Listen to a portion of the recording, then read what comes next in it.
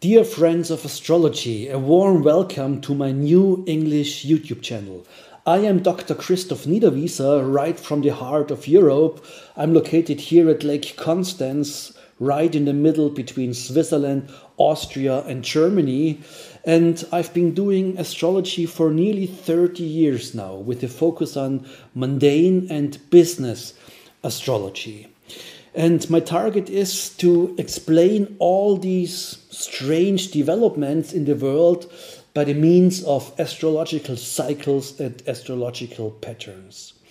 In the last couple of years, many thousands of people got into astrology here in the German-speaking countries by my German language YouTube channel. And in the last couple of months, I've realized that so many people from all across the world are writing to me who are watching my videos with all these automatic subtitles and automatic translations.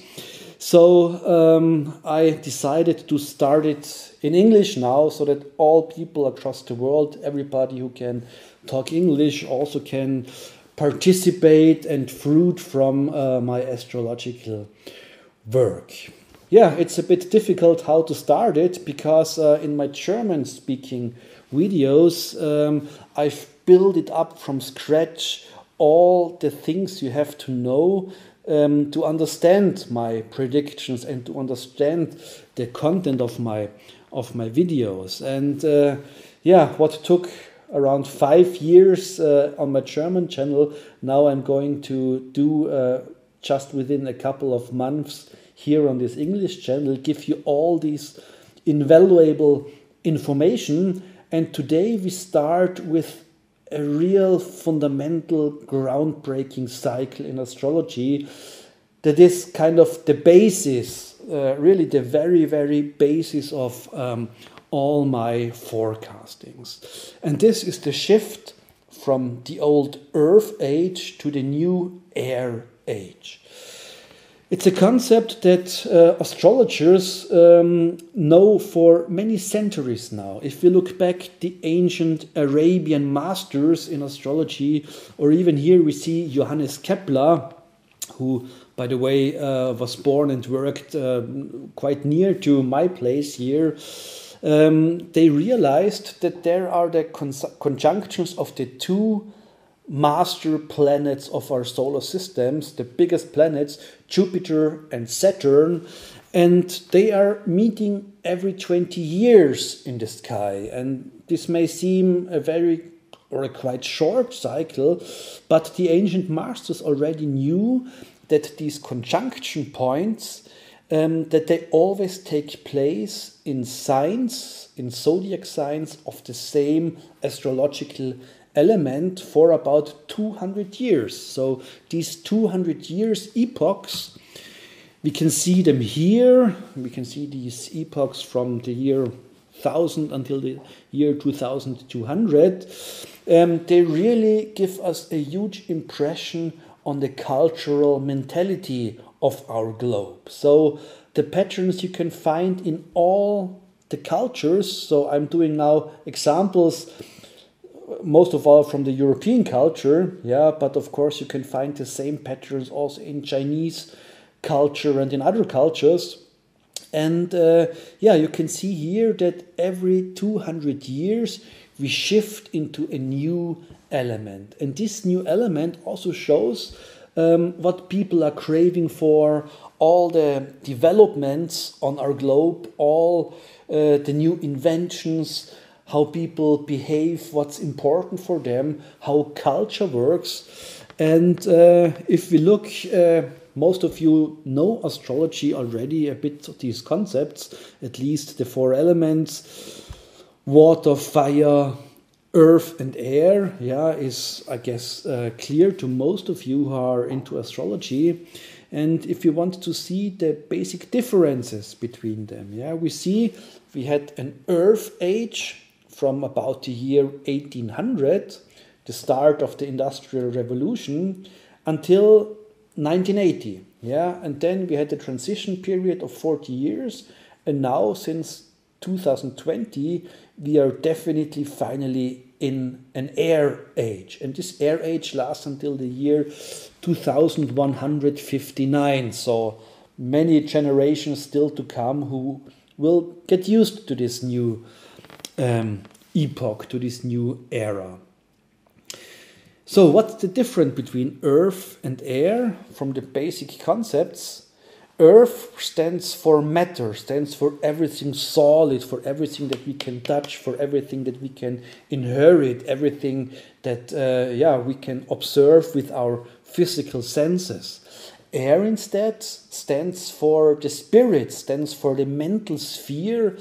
It's not heavy, it's very, very light. It's not rigid, it's very, very flexible, very volatile. While earth is drawing downwards to kind of like the gravitation, to keep our feet on the ground. Earth soars upwards. Air soars upwards.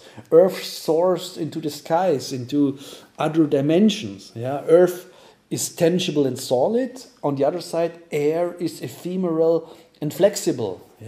It's kind of the difference between the realistic and the idealistic, between the concrete and the abstract, between the durable and the element air that always is changing, that is very, very short term, that always change. Earth is kind of predictable and step by step developments. On the other hand, the element air is exponential developments. Air is disruption. Air is the unpredictable. So you can say, if you want to compare these two eras in the history of mankind, then you can say 1800 until, let's say, the year 2000. This was the age of capitalistic consumer society, starting with the Industrial Revolution. On the other hand, air, which is the future, that it started now, just very shortly, very little years ago, is the idealistic knowledge society or knowledge economy. So if we want to dive into the morphology of these different ages, if we want to look into the future and predict how things will look like in 10, 20, 30, 50 years, then of course we can learn a lot from the history. So we can learn a lot by looking back into the last transition from the last Earth age to the last Air age. And we can see it here on this chart.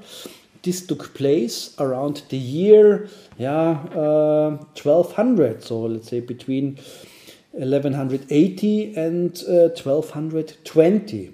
So we had the last Earth age from the year 1000 to about the year 2200, and afterwards the Air age started in the high Middle Ages. And if we look back to this last transition, we can see that there was a big art epoch in Europe that is called the Romanesque art.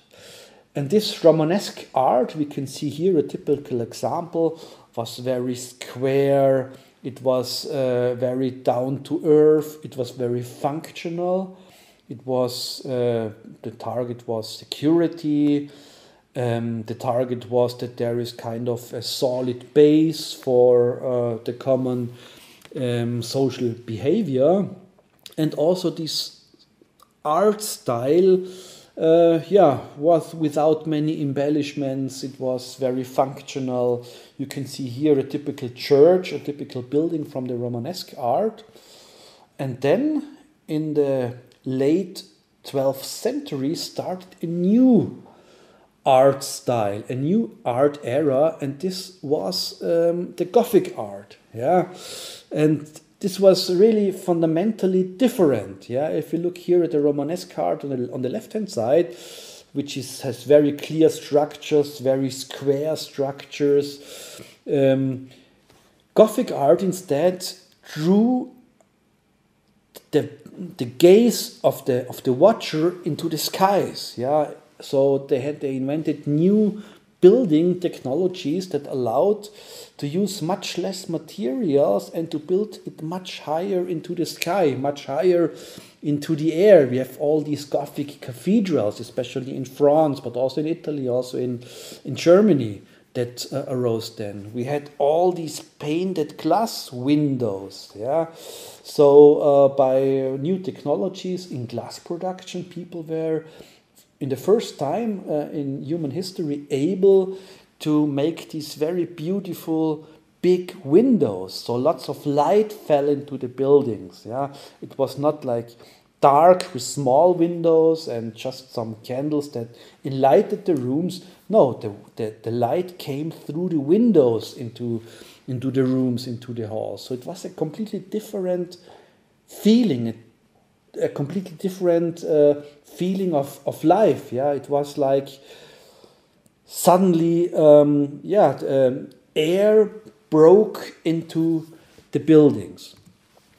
If you look at the statues, if you look at figurative art, we can see here on the left-hand side, typical for Romanesque art, the figures, the people looked very static, very rigid, like kind of covered by earth or trapped, imprisoned in earth. Yeah, very lifeless and very statue-like.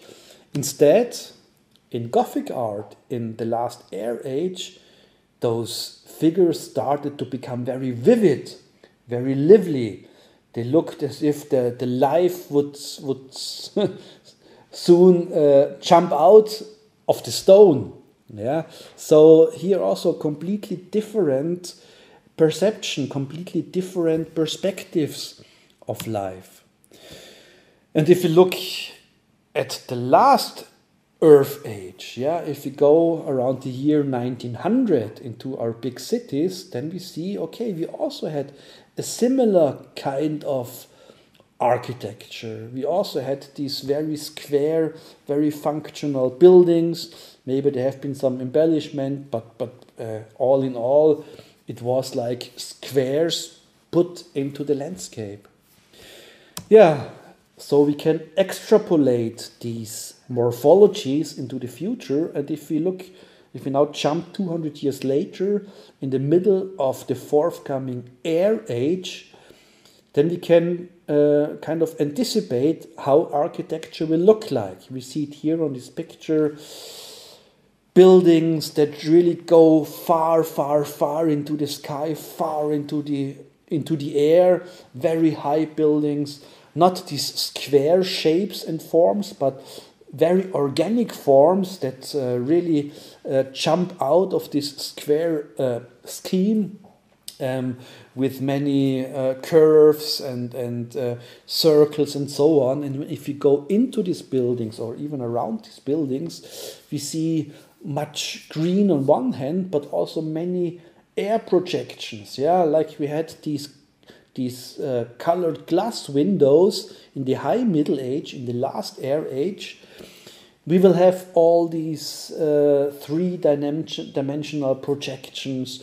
We will have something like a kind of holosphere, a metaverse. It's called by Zuckerberg and Facebook. So it will be very difficult to differ the real physical world from the virtual world. So both will amalgamate, both will merge into each other, melt into each other.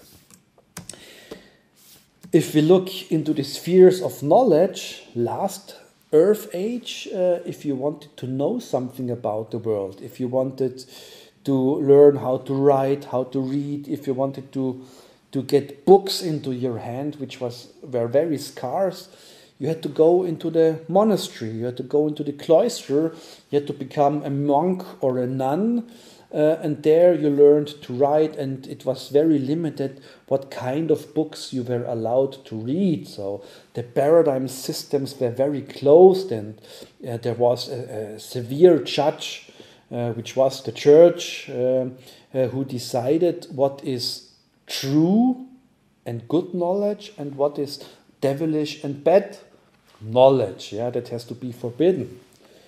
But then with the start of the former Air Age, we saw the rise of universities. Yeah, year 1209, University of Cambridge, also University of Oxford, they all have been created, all have been formed in the last Air Age. So knowledge and wisdom went out of the closed religious spheres into the mundane spheres.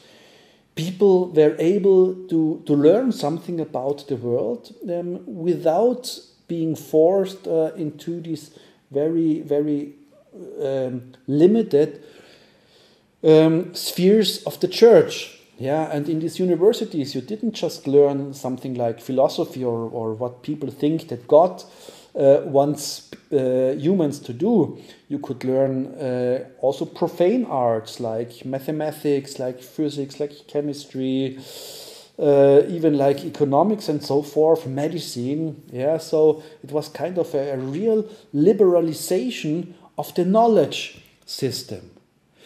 What also came with that in the last Air Age was that alphabetizations largely increased. So more and more and more people learned how to read and to write. So this was kind of a first step into what we nowadays would call democratization. Yeah, because people were not just kept stupid by the church. They had at the first time the possibility to create their own opinion, to create their own picture out of all these writings. It also changed from the point of view how people create knowledge or wisdom, how people think they can find out what is true or false in the world. In the Earth Age, we had the dominance of empiricism. This means you look at the concrete case, you look at how things in the material world behave, and out of that you create theories. This is the path of induction. In the Air Age, this was turned, let's say, from feet to head. Yeah, so it was turned by 180 degrees. So first there was theory, first there was the general sphere, the abstract, and out of theory you created your perception on the special case, on empiricism. So it changed from the inductive method of knowledge production to the deductive method of knowledge production. And there were many, many other things in these fields of knowledge. For example, the shift from Roman numbers to Arabian numbers. Yeah, with Roman numbers, it's extremely complicated and difficult to do higher mathematical operations, or even to calculate, for example, the spheres of the planets, which you need for astrology. So this was also the reason why astrology in the Middle Ages was kind of very suppressed, or was not so much into the center of people's perception anymore. Instead, the Arabians, with the Arabian numbers, they were able to calculate quite easily for trade or even for astrology the spheres of the planets. And of course, this was also a huge exponential explosion of knowledge just by this shift from Roman numbers to Arabian numbers. Yeah, and if we look in our present time, if you look, let's say, 100 years back in the 1920s, 1930s, this is what a classical school class looked like. All are sitting there, very strict, very normed. All these children have to learn the same. They are normed to be right-handed, not left-handed. Yeah, they have to learn by heart. Yeah. All the things that are on a very rigid learning scale.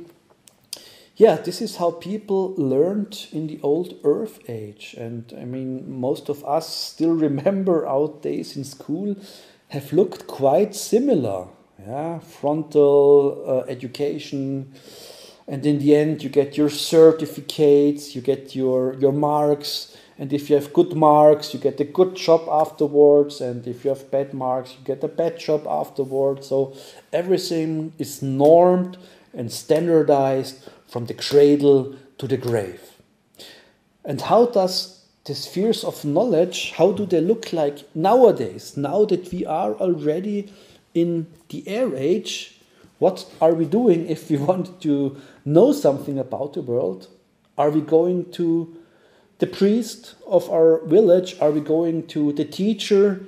Are we going to the professor at university? No.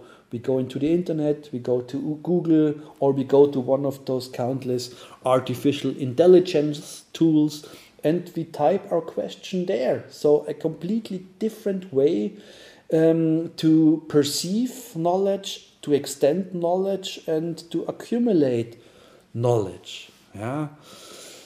Of course, if we look at these new developments out of the perspectives of the old Earth Age, we get terms like fake news, alternative facts, what is true, what is false. Should we try to forbid fake news or false information? By the perspective of the air age, this is a strange question because there is no truth anymore. So truth is constructed. I mean, already in the last decades, if you went to university, most of us had a mythology seminar, and of course we learned there is no objective reality. Reality and truth is always constructed in some way. We know this since this groundbreaking book of Thomas Kuhn, The Structure of Scientific Revolutions, or even before in the 1930s, Ludwig Fleck wrote this book on how scientific facts are created. But this was kind of just very limited. Yeah, in the end, most people believed in a kind of truth. Yeah? And now, especially with the Corona break, now a majority of people got to know, okay, there is no absolute truth. There are many different perspectives on one topic, and it's impossible to find a neutral algorithm that decides who is true and who is false. Yeah, so what is truth? We will have a completely paradigm shift now in the beginning air age. Like we had the last time, yeah, in the High Middle Ages, in the 13th century, with the scholastic. Yeah, scholastics, they said, okay, our senses, our perceptions, our physical view on the world, this can be tricked, this can be fooled. But what never can be fooled is the precision and is the logic of the spheres of our mind. And so scholastics, they tried to build domes of thoughts. They tried to build domes of thoughts that have a completely logic architecture, and who has the better arguments, who has, let's say, the better ways to formulate thoughts is the keeper of truth. Yeah, so things were not kind of empirically tested, they were just discussed. So they were just decided in the spheres of our minds. And so what we see nowadays, with all these changes in knowledge, is more or less a kind of new morphology of the air element that we know already from the scholastic times 800 years ago. So this was the first introduction into this fundamental concept of the Jupiter-Saturn cycles in the elements, the current shift from the old Earth age into the future air age. If you're interested to know more about this, please just visit my website, astrology.de. You can find there lots of articles on astrology. You can find there the future dossier. Just scroll down the website and click the button, and then you can download another dossier with articles for free. And you also can find some video lectures there, among them also a 70-minute lecture where I get into the very detail of this fundamental astrological cycles. Yeah, if you like this video, please don't miss the next one and click the abo button. I don't like to make this advertising, but I'm afraid before you watched my video, you saw some stupid ads right before. And the sooner we hit the 1,000 abos, the sooner I can switch off monetarization, so that we don't have these disturbing advertisements anymore, and that we can focus together on what really counts. And this is the wisdom of astrology and what it tells us about our common future. Thank you very much.